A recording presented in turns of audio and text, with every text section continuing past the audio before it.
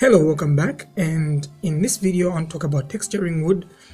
There are in cases where you've got a wood texture and every time you duplicate it you find that the wood texture comes out the same.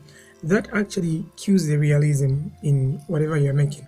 So I just want to show you how you can actually get a random texture after you texture one, and then you can duplicate it as many times as you like but still get a different material out of it. Alright, so let's start. So we have this cube and I'll get this scaling tool here. So let's just bring it down and I'll stretch it in this direction, and then I'll apply all my transformations. So Control A on the keyboard and then all transformations. So I've applied everything. Then I'll go under shading. Meanwhile, let me just open where my wood texture is. So I have my wood texture in here. Let's see if it's opened. Yes. And what I'll do is I'll just drag the color into, I'll drop it in here and I'll plug the color into the base color. And what I'll do is under edit here on top, preferences, just search under add-ons. Let's search for the node wrangler, so WRA, yeah, and here, so it's already enabled in mine, so you can enable that, and this will allow you, when you select a material like this, Control T, it will actually bring up these two nodes here. So if we go under edit, UV editing, notice we have this wood texture here, but they are all squares, rectangles of some sort, but they are not resembling this side. So what we'll do is we'll come under face mode, select one face like this and then drag it. So we'll get this move to, and then we'll drag it to the end, get it from here and drag it again here. Let's go to the bottom, do the same thing. We'll just drag it to the far end. And now let's go to the sides. So this one we can actually drag it like this and we can get the top part and just move it down like that. Same thing with the other side. We can actually move it down and grab these two and move it to the sides. And for these ones we will just drag the top and bring it down. Let me zoom out. Right, notice if we go under shading mode, our wood texture looks much better, but still at this point, if we actually decide to duplicate this, Shift D, notice it's the same wood texture. So if I actually try to make something, it would look very weird because it would be the same type everywhere. So let's drag these two and let's move them out. And what we'll do is we get a separate, let's search here, so for is separate XYZ, and then we'll plug it in here.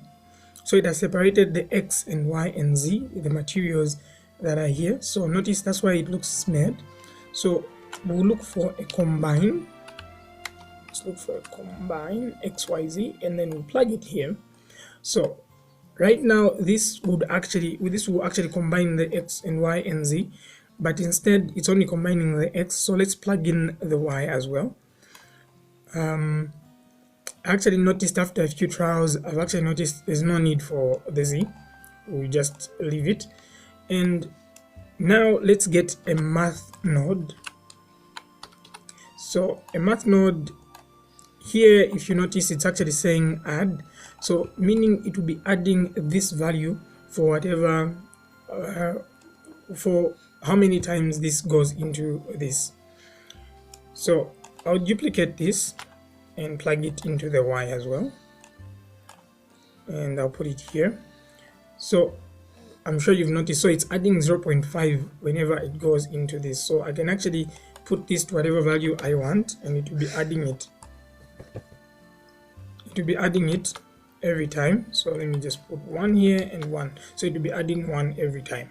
So what I'll do now is, let me get an object info node. Object info. Let's just plug it here. So this one, this is information about the object, but it will actually, there's this where it says random, it will actually randomize the value here. So instead of me just having this one here, this was for demonstration, it can actually randomize the value here. So notice now I have this.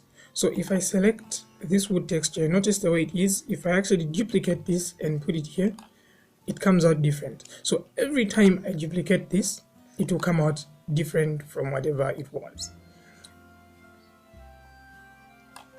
This looks more like it's the same though. It's not. Weird. Just looked like it was the same. It's not. So let's duplicate it one more time. So every time I duplicate it, it will be coming out different. So I hope this actually helps. And just before we actually say we are done with this, we can actually add the other materials as well.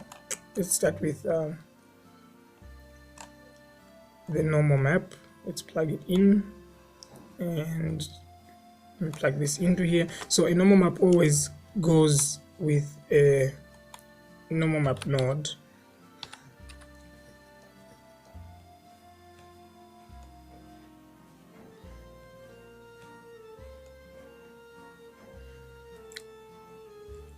So I also get the roughness node.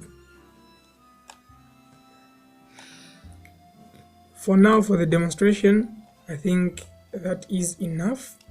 Let me just zoom out. So I'll grab everything that is this side and drag it here, and I'll plug this into this vector here. So vector into vector here. So meaning every time I randomize, even these materials are also getting the same information from here. So let's see it from this side. So we have that material. So every time I duplicate this, it's a different, it looks different from the previous one. All right, thank you for watching. Like, subscribe, and see you in my next video. Bye bye.